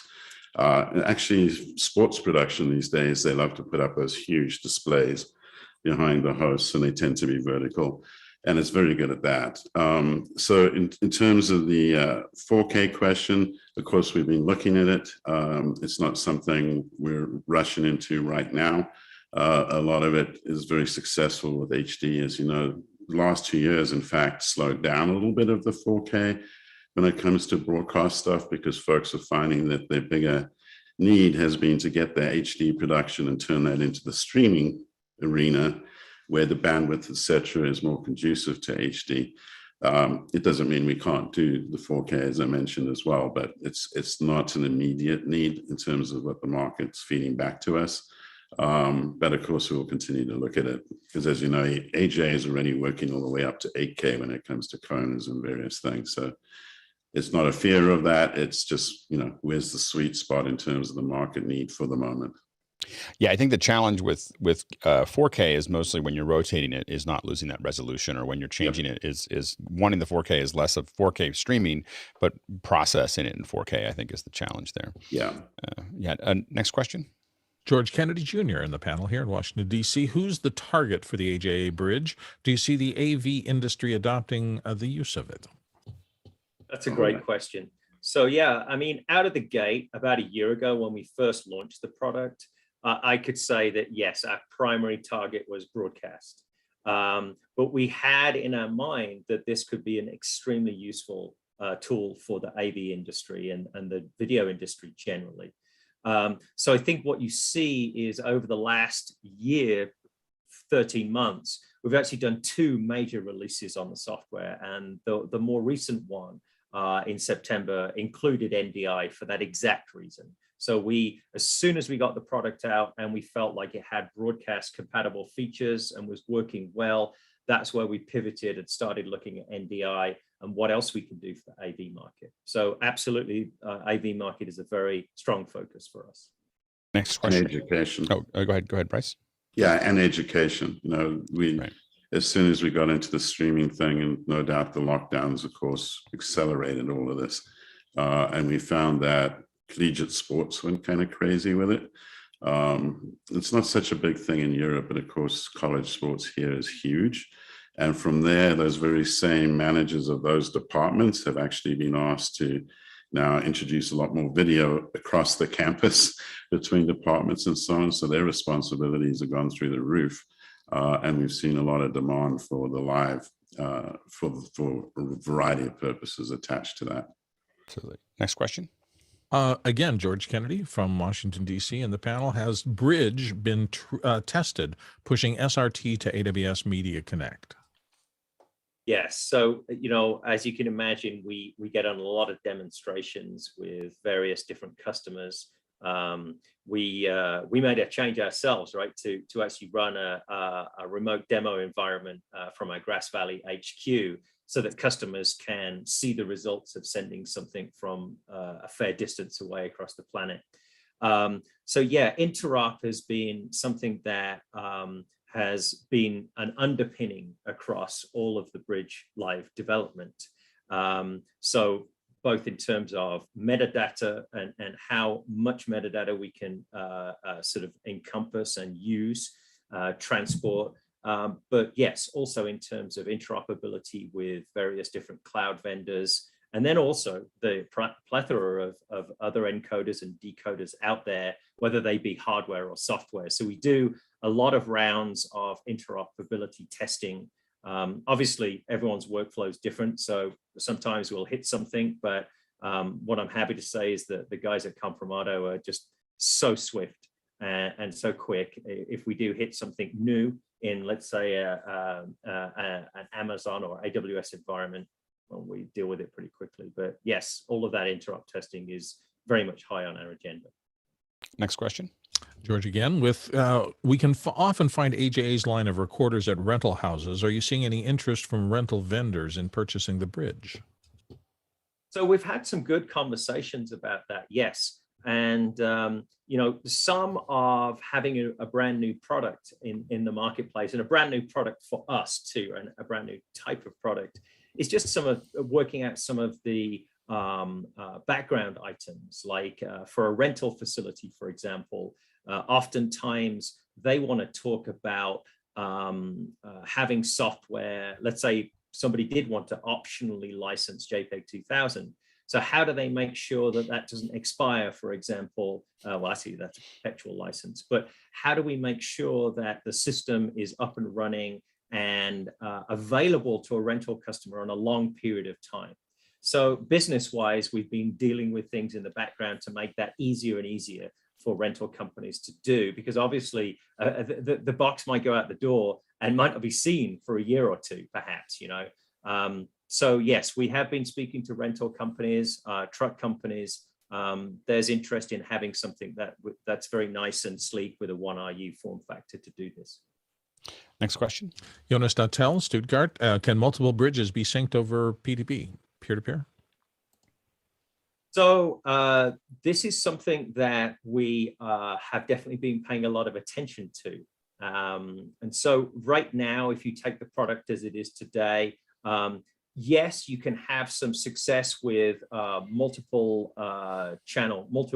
sync across multiple channels and boxes, but you know, that can be kind of tricky to set up. So we have some stuff coming that is going to make you very happy. Let's put it that way. So, because right now the 4 channels that go into it, they'll come out on the other end synced, right? If you connect one bridge to the other, are they frame accurate? For the most part, I mean, some things can throw it off, right? But what we're looking at is a much more robust and resilient mechanism that would allow us to extend across multiple bridges as well. That's fantastic. Next question. Rupert McRae in Dallas, Texas, here on the panel, says an infographic for Bridge Live on the AJA website shows a truck at a remote end. Is in-truck use a typical application? So, I mean, obviously we've been in the market for about a year, and really with a product like this, I see the first year as the product introduction year. So I don't have multiple cases of people putting one of these in a truck today, but we do have a lot of conversations with folks who are considering what that looks like for them. So I believe that we have a couple of smaller outfits that do actually have them in trucks, but for the most part, that's a conversation that's developing. But obviously we have a lot of products in trucks, FSHDR being one of them. And so it does lead to that conversation quite naturally. Next question. George Kennedy's back with, can production teams connect to Bridge hardware from across the web? And if so, how many users can log in? Okay, so yes is the answer to that. Absolutely, we do provide for both a local experience on the box if you wanted to drive it with a local keyboard, monitor, and mouse. But primarily, we see our customers using it remotely, either on a WAN or via a LAN or a WAN. So so folks will do that. And I'm sorry, I forgot the second part of the question. Is that how many users can log in at one time? Log in, yeah. Oh, that's right. Okay. So I believe. But when you're saying remote, it's really a web page, right? I mean, it's a web interface that you're interacting with, That's for right. it. So it's So like it's the FS HDR, one of the FS products. Like I run the FS HDR in our office is 20 miles from me, and I'm running that one, but I'm using a VPN to make that work. Would that be the normal way that you would approach it? Yeah. Absolutely. So there's no open internet way to do it. It's really a VPN setting up something that you can sit inside of that you can get to it, but otherwise it's just an IP. That's right. Exactly. For the control layer. Absolutely. Absolutely. Next question. In terms of restrictions, I don't think that we have restrictions on the number of people who can. There's what you can do and what you should do. We don't have any restrictions either. The biggest problem you get into is getting on the comms and going, hey, stop moving that button. Like I set the sync there for a reason. That's usually the conversation. All right. Next question. Rupert McRae in Dallas is back with the features list: monitoring, control, and automation via a REST API, for example. Is there any way to centrally manage a fleet of Bridge Live units, maybe from the cloud? So this is definitely a topic that we talk about a fair amount. In terms of our own efforts today, I would say candidly, not really. It's something that we're looking at. But I think where you'll probably see that come to fruition sooner will be hopefully with some partnerships. So we're talking with some of cloud vendors who are interested in the capabilities of Bridge Live as a contribution encoder. So I think it's more likely that we'll see us working with partners to allow control at a higher level. But certainly with our designs on being able to synchronize across multiple Bridge Lives, a control layer of some description across multiple boxes is in our future.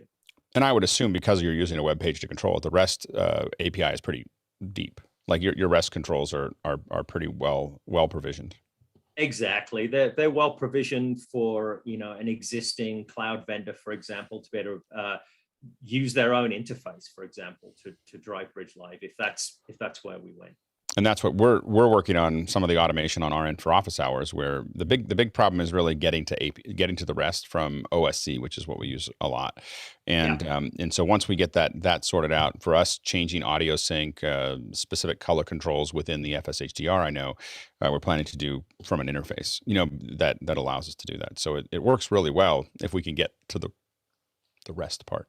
All right, next question. George Kennedy's interested in if we're going to see more Dante audio integration into AJA products.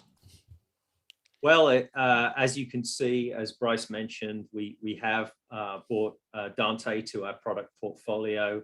I would say that it makes complete sense, right, for us to develop a core IP like that and then start to look at other places in our product line to add that. I mean, certainly, you look at our other Bridge product that we just launched about a month ago. And this is Bridge NDI. Bridge NDI. And, the first thing that you really start to understand when you talk to serious NDI users is, well, a lot of them also use Dante audio. So I think that the answer is yes, but exactly where we might deploy that IP next, I'm not sure just yet. Can you tell us a little bit more about what distinguishes Bridge NDI from Bridge Live? Yeah, absolutely. So I would say today, and obviously there are some changes coming with NDI 5 and its capabilities for remote work. But today, if you were to use the two at a facility, I would see Bridge NDI as sort of intra-facility. So very high density conversion, let's say. I know at Fox, right, we had some NDI islands that were podcast rooms that became so popular that the amount of devices proliferated really quickly.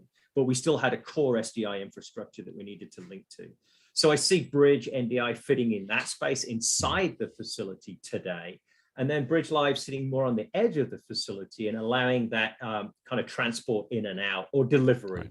And so that's how I would see them. One is really a high density conversion gateway, Bridge NDI, and then Bridge Live is a much more flexible tool. It does a lot of different things and kind of sits on the edge. Right. Next question. Rupert McRae, Dallas, says the Bridge Live lists low latency performance, but can the latency, or rather buffering, be tuned to suit the environment, either manually or automatically? Okay, so automatically today, we don't have manual controls for tuning to the network environment today. What we do have is a low latency mode that we can run Bridge Live in. And this does have an auto tuning algorithm. It also includes variable bit rate, whereas most of Bridge Live is built around CBR for quality purposes. If you enable the low latency settings, it will be auto negotiated on that basis. We do see in other products that maybe there's some features we covet, and so we are looking at potentially allowing more manual control over that process in the future. Next question. Douglas Carmichael's digging deep here. On page 23 of the Bridge Live manual, it mentions CentOS and NVIDIA CUDA. Does the user have access to the Linux command line for custom scripting or automation and remote administration? And how is the NVIDIA card used? Okay, so yes, the customer can do that. So we offer 3 user types on Bridge Live. The first is the regular user or admin user that would go in through what we term the kiosk interface. So, with our devices of this nature, you boot the machine and you're immediately in the interface for the application itself. So that's user type number 1. User type number 2 would be the user that you're talking about, more of a super user that is able to access Linux and work via command line. And then we also have an IPMI user as well. So if you're familiar with IPMI technology and you sort of want to use the onboard server, native server controls, you can do that as well. Yeah, that's definitely a possibility. Did I leave part of the answer out? I think that I'm glad to see the IPMI too. We use that a lot with some of the other appliances. It's useful for heartbeats and restarting it, and a lot of very low level controls. Next question. George Kennedy back with how important is NDI and SMPTE 2020 to AJA's technology roadmap? Okay, so let's start with NDI. I would say very. We did put a lot of work, as I said, into Bridge Live to make it NDI compatible. So that's, by the way, NDI, to SDI, SDI to NDI, or any flavor of transcode to NDI as well, or NDI to H.265, for example. And then, of course, we have a whole product now just launched dedicated to that. So that's the Bridge NDI. So we really are big fans of new tech, or NDI, however you want to refer to them these days. And so I would say it's key to our product line going forward that we will have that sort of compatibility. Now, in terms of SMPTE 2110, that is something that we've been in for a long time, right? So we've actually had a Kona IP card since 2016. And so it's kind of amazing to think like, oh, wow, 5 years later, here we are. And 2110 is still kind of on its journey. I think when we start to see more compressed workflows with 2110, we might see some sort of more takeoff there for some people who don't have the, should we say, the infrastructure to support that full 25 gig environment at all times. So 2110 is definitely part of our intellectual property, part of our portfolio today. Where it might move, I think, is the interesting part, right? On the one hand, we focused very much on the idea of having 2110 meet the editor. And so you can run your Media Composer or your Premiere or your Final Cut, and it's now 2110 compatible. And that's using the device directly at the workstation. Could there be ways that we play with 2110 at a higher density level? Potentially, yes. So not entirely sure where, but they're very core technologies that we've spent a long time developing. And so we want to get maximum usage out of that. It'll be really interesting to see. We've seen smaller facilities that jumped into 2110 early dump it, like just like this is too much for us to manage, and then much larger facilities completely go full bore, where they're completely switched over and they never want to hear about copper again. Like Right. in the traditional copper, like they're all the entire infrastructure for some very large post production facilities are all going 2110. Yeah, go ahead, Bryce. I think the other thing to state here is there are obviously there's transition going on anyway within the Ames group as we look at 2110. IPMX is a leading topic right now as they try to address the AV markets. And can you talk about what IPMX is? So basically, the idea with IPMX is to try and take the 2110 key technologies, perhaps introduce some compression. And JPEG XS has been looked at as one of the potential codecs there. Again, to deal with the lower bandwidth requirements that tend to be more prevalent within the AV market. But we also, in terms of that overall question you were asking, we're trying to look at IP in a range of different formats, so to speak. So, we looked at Dante for the audio course. We are keeping our eyes very closely on where things can go. Ordinators working very hard, of course, on introducing video into their form of IP. We have close conversations with them. There are other technologies out there like SDVOE, etc. There's more than one way to skin the cat. And so kind of what we're trying to figure out, which is a tricky one for everyone, is where and what advantages do various forms of IP offer? And I think clearly what you're seeing with what we've done with NDI is perhaps the toughest thing when you're referring to those editors that sort of got in and then stepped back. Discovery and that type of thing, dealing with master controllers and layers of complexity there, that has certainly made it harder for some of the smaller outfits to deal with 2110. You need a lot of IT experience and the rest of it. So we're keeping our eyes open and we're listening to as many people as possible. And, I think you can expect us to pursue a range of different paths in parallel when it comes to IP, simply because of the different market needs and where stuff is gaining traction, etc. Next question. George Kennedy's back with, is there a live bridge portal simulator or something like that somebody could take a look at to see the UI and the setup of the device? Yes, there is. So it's not self-driven, but on our website, you can actually book a demo directly from the Bridge Live page. And we'll make a time to meet with you, get you onto the device, show you the interface, and get you to receive a stream. That's great. Next question. Douglas Carmichael up next. How could you use a single Bridge Live unit to backhaul multiple cameras to a remote site to enable cutting a show remotely, like the Belfast method?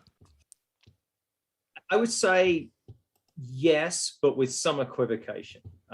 Again, I think that we have reasonable control today over 4 separate cameras coming in. And if those cameras, and the depends part of this is, are those cameras locked together before they enter the device? Because we're not frame syncing on the device at this stage in any real way. So if those cameras are already locked together, then you are most of the way there. If you're going to be doing this day in, day out, I would say keep your eye on the product page because there's something coming for you. Next question. Douglas Carmichael's up next. How does the Bridge NDI 3G fit into the Bridge product line? Is it a crippled version of the Bridge Live?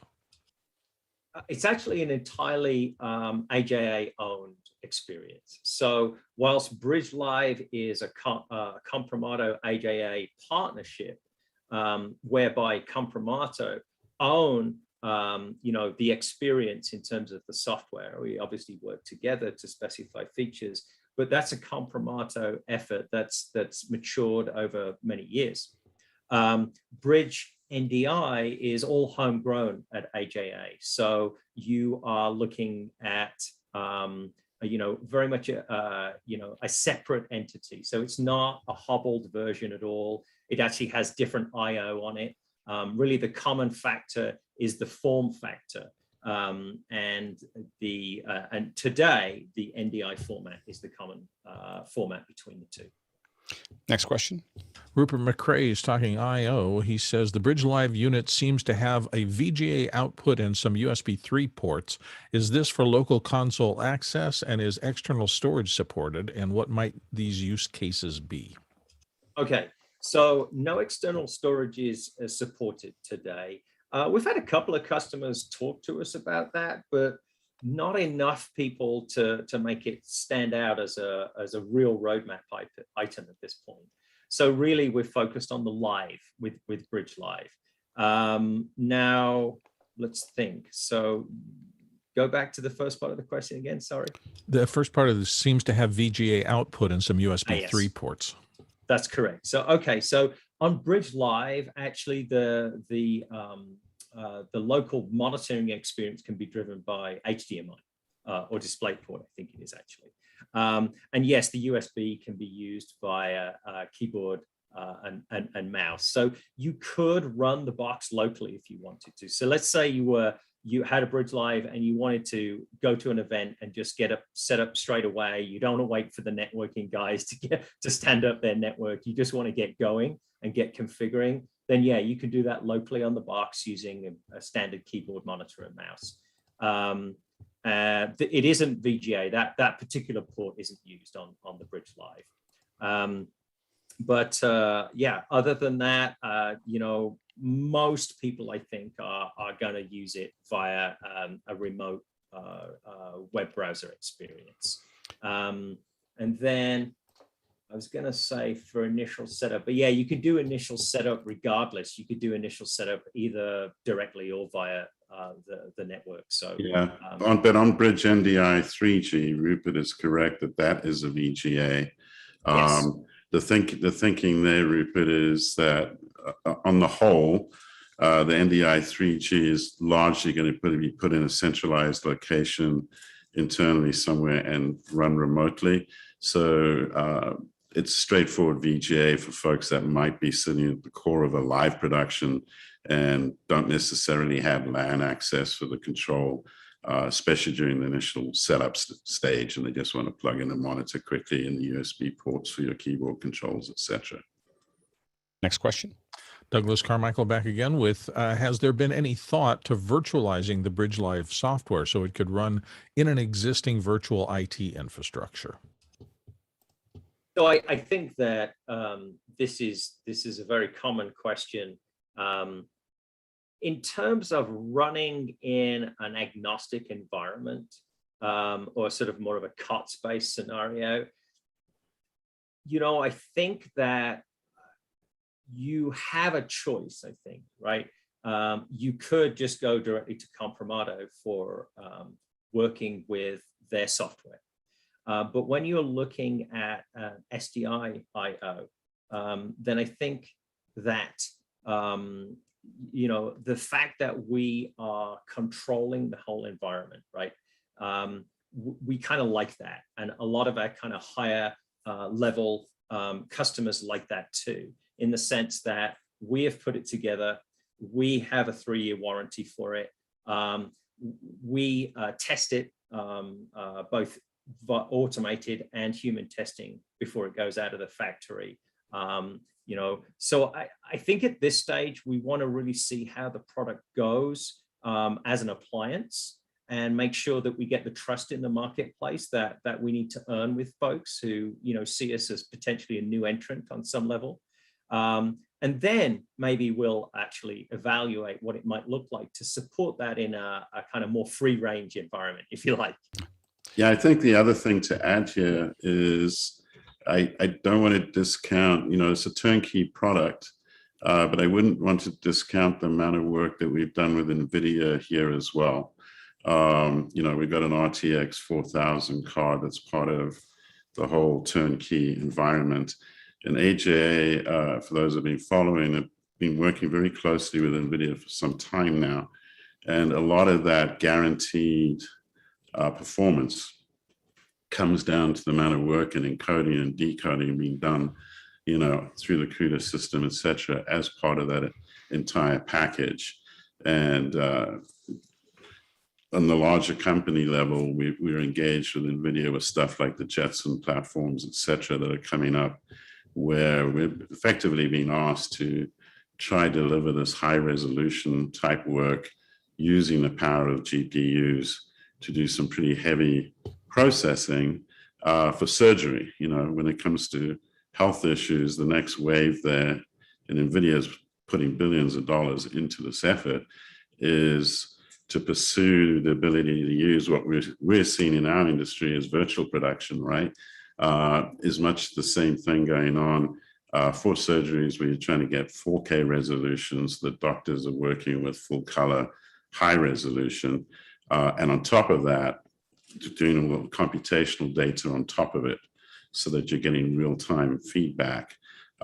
It's kind of interesting to see how these different industries are actually all benefiting each other, as video is recognized as being probably one of the key mechanisms of communication moving forward across so many industries.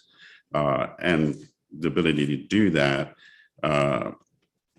is utilizing that sort of cheap power, so to speak, that comes from the GPU side.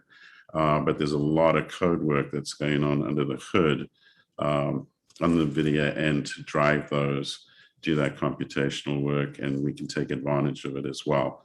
So virtualization has been a big topic for a long, long time, but virtualization has also got a ton of complexity to it. And, whose systems are you living within, et cetera, et cetera. It's way more complicated than just the term. Next question. Rupert McRae back with, does Bridge Live provide end-to-end encryption, or is this expected from the network as in over a VPN? So today, we do support encryption with SRT, but that's pretty much it today in terms of security features. So yes, it would have to be an external mechanism today, but if we start to see real serious interest in that, we have very, very strong intellectual property at AJA for the highest levels of encryption for some of our kind of more specialized products that get sold directly. Next question. Dennis Champion Walker cutting the show remotely today. Per Douglas's earlier question, if the Bridge Live is running CentOS, how are you handling the end of life of CentOS 8? Well, really for us, that CentOS is, just a platform that we sit upon. So it just gives us full control. So it's a bespoke image anyway that we roll ourselves. So it isn't really a concern for the guys at Comprimato. They're fully adept at working on whichever kernel they want to work on. So we don't really see a problem there. It's just a case of when we transition, what does that look like? Document it correctly, make sure it all works. But right now we're kind of working just fine, and everything's tuned nicely to that custom rolled OS. Next question. Rupert McRae interested in logistics, I guess. In what territories can Bridge Live be locally shipped? Oh, okay. Well, we do. So for delivery, we ship directly from our factory to a whole range of system integrators and resellers. So whether that be in APAC, that be in EMEA, Latin America, we cover the globe really in terms of AJA distribution. If the question is more like, oh, how quickly can I get something? Then yeah, speaking with the local territory sales folks, if they have a sense that something's coming down and the need is more urgent, then they'll try and get those over to that local more quickly if they can. But yeah, everything ships out of the US today. That's where we build everything. That's where we have our factory and we do all of our testing. Next question. Rupert McRae back again with, does Bridge Live support NDI 4 and 5? Wise, we do. The code base is currently on 4.x, and that's simply because that's where we started our work, right? And you know, what we've been doing is really tuning both bridges to NDI 4.x and making sure that they are as high performance as they can be. So we are working on our NDI 5 transition, and obviously there are some new things that can do for us, some new features that's going to do work for us. But you know, we're taking our time. We're not going to just scream into there and quickly swap over the library. That doesn't look like it's going to work super well. You know, like I said, we've done a lot of tuning, so that tuning will need to be done again with NDI 5. But in terms of interop, we've tested up, down, backwards, left, right, forwards, and we see full interop across NDI 4 and NDI 5 devices and software. Next question. Jason Panks in Nashville asks, what kind of network bandwidth is needed for these devices? Well, the devices do come with 10 gig network ports. But, you know, if you were primarily doing low bit rate work, NDI, for example, then you could get away with a 1 gig network. But we tend to suggest, you know, taking something a little bigger, only because there are so many outputs that you can do from a Bridge Live that could be going to many, many different destinations at different qualities. So the 10 gig is there to take advantage of, and we would recommend that if it's a very heavy use workflow. For lower bit rates, NDI only, then yeah, you could get away with less. Next question. Douglas Carmichael, what AJA unit would you use to frame synchronize multiple sources? Would multiple FSHDRs be usable for that task, or would a third-party product be needed? I believe that, yeah, just using an FS, whether it be an FSHDR or a standard FS SDR unit, you know, FS1 through FS4, you will be just fine with that. That will work nicely. Yeah, FS4 is probably your best bet there for the multiple channel support that you're going to want behind these guys. That's right. Next question. Rupert asks again, if the unit had to be swapped out quickly, can the config be exported and imported into a replacement unit with minimum downtime? Yes, yes. So you can export, import configs, but you can also export and import individual pipelines if you wanted to as well. So unequivocal, yes, you can. Is there any way to sync them so that you have like a primary and a backup that are working together? Oh, that sounds quite sexy. Yeah, I like that idea. Yeah, so you know, back when I worked for Avid, I did a lot of the professional services work for integrating Interplay and ISIS and, well, Nexus environments. And so, yes, that was very much part of the workflow, right? You'd have a primary and a secondary unit, and both of them were copying off their database to a RAID that was connected to both servers simultaneously. I can see the advantage of that. We don't have that today. Next question. Douglas Carmichael's back in the manual again. He says on page 109, the Bridge Live manual mentions a text-based configuration file along with upgrading the unit from the web UI. Could Bridge Live units be managed remotely from a central IT automation platform like Puppet, Ansible, or Chef? Okay, you're pushing me. I know we haven't tried that. So I warned you. I warned you, the technical crowd. Look, they're gonna dig deep. It's gonna start off. They start soft, like, do you support NDI, and then they start digging in manual in the page 109. You know, I think if you were willing to put the right amount of effort into it today, you could probably get somewhere. We could probably work with you to really kind of discover more about that. But I wouldn't just put a thumbs up and go, yeah, go do it. I think we'd have to really talk about it and understand what we'd need to test and implement to do that properly. Next question. Douglas, no questions about the footnotes. Rupert McRae in Dallas, Texas says, is AJA showing Bridge Live at any trade shows, or are you concentrating on digital and online demos? So we did actually just show, I believe, Bridge Live at InfoComm. And we are, and Bridge NDI as well. So we are definitely a company that has touchy-feely equipment, right? So we want to go to trade shows and we want to let people push the buttons and turn the knobs and just kind of see what they're going to get for their money. But yes, I would say that there's no doubt that we're never going to go back to only shipping units around for a customer to experience it. We're going to continue to build on our online demo environment. So it's always going to be a mix, and it might be actually that at a trade show, perhaps we take X number of units, but we also do demos with the unit backup base as well, just to give us maybe less gear to carry. That and people want to see individual sort of workflows. The one issue with a trade show environment is you can't go too far, otherwise you've got to reset everything for the next guy type of thing. So if you're wanting that more individualized pipeline look, I would just say go to the website and actually book a demo so you can look at the types of issues you're facing. Trade shows are better, obviously, for giving folks a better overall idea, plus you get to see the different boxes together. And that's the advantage there. Yeah, I think that for us, we look at this and there's 150 people here having this conversation, and that's hard to fit 150 people into a booth to have a unified conversation. You can cover a lot of ground for a lot of people all at one time. So it's just a little more efficient. Next question. Douglas Carmichael's back, this time a little less about Bridge. With modern cameras allowing for direct file-based ingest, where do you see the IO 4K Plus and Kona products sitting in today's workflows?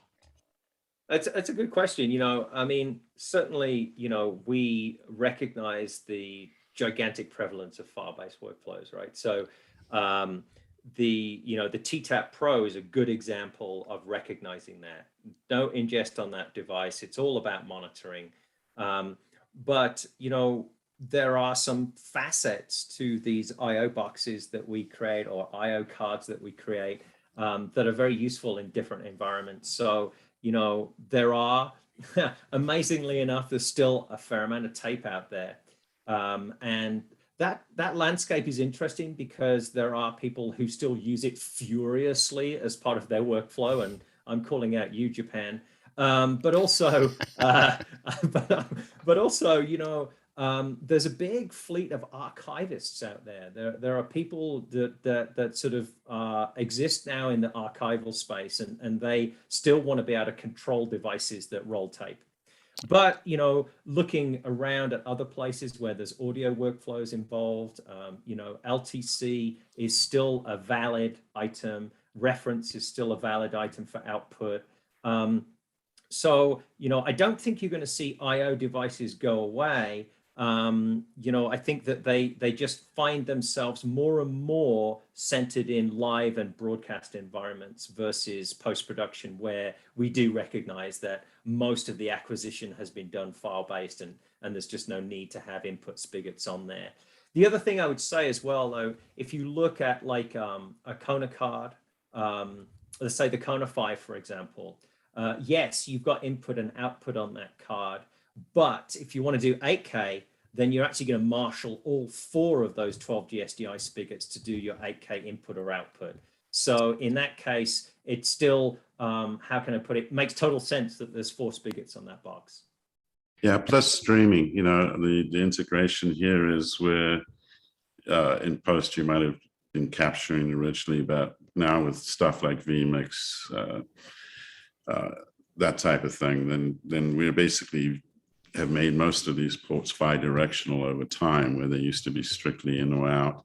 And through that purpose, we've seen these cards utilized more and more for multi-channel work, where we're not necessarily capturing that file, but it's a pass on through to the streaming software. And with software like that, you can effectively do, virtual switching off of those sources. So it's IO, if we watch it in the time period, I've been with the company over 15 years, it's sort of gone through these peaks and valleys. And ironically, we've seen more demand for the IO cards in the last few years than a few years back. So I think it's this multiple set of uses. Again, with virtual production going on, where you're bringing post much earlier into the entire production process, video effects work, all that type of thing. There are tons of huge displays to be driving on set these days. So the I/O cards integrated with stuff like Unity and gaming engines and all the stuff sitting on top of each other. It's part of a ecosystem again, where that multiple channel work, either at multiple channels or integrating all those SDI ports to drive a much higher resolution for those displays, has really seen a lot of demand for us. So it's kind of evolving workflows, really. Steve, Bryce, thank you so much for your time. Thank Really, you. really appreciate it. Thank you. Just really, really great having you on. And it's we're really excited about a lot of the AJA products. We use a lot of them, and it was just really fun to have you on. I think the bridge is really breaking a lot of new ground. So I'm really glad that you were able to come on and educate us on how it works. So thank you very much. Thanks so much for letting us join. Yeah, absolutely. Thank you to our producers who asked a lot of great questions. That was a lot, very deep. It was well done, first hour and second hour. So well done there. And thank you to our panelists for your contribution. Great conversation as always. 600 and X number of episodes in. So really, really well done. And tomorrow, remember, we're going to cover office hours 2.0, just talking about how we're making some of the changes. Friday we've got Parsec, and then of course the long day on Saturday. And now we will jump into after hours.